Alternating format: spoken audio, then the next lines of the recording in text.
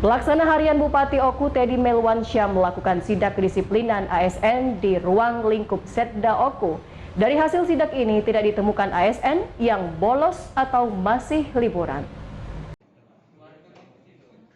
Pelaksana Harian Bupati Okan Komering Ulu Teddy Melwansyah melakukan pengecekan ASN di ruang lingkup Setda Oku serta instansi bagian pelayanan Pemkab Oku.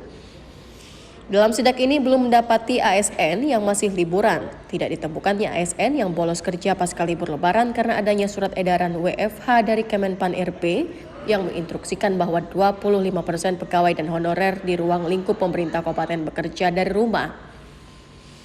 Sisanya 75% bekerja seperti biasa. PLH Bupati Oku Teddy Melwansyah menyatakan pihaknya akan melakukan pengecekan di instansi pelayanan yang ada di Oku. Untuk sekretariat daerah, seluruh bagian sudah dilakukan pengecekan.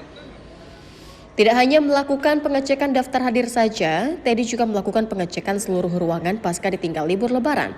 Untuk pengecekan ruangan, Teddy mendapati banyak atap dan dinding ruangan yang harus diperbaiki. Sakit tentu harus ada surat keterangan dokter. Kalau ada hal-hal yang sifatnya darurat, tentu juga harus ada surat keterangan dari yang bersangkutan. Apabila mereka tidak WFH, tidak sakit dan tidak dalam keadaan darurat lainnya, maka mereka akan kami kenakan sanksi.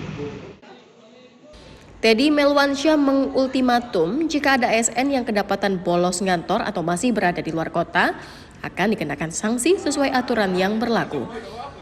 Dari Okan Komering Ulu, Widori Agustino iNews melaporkan.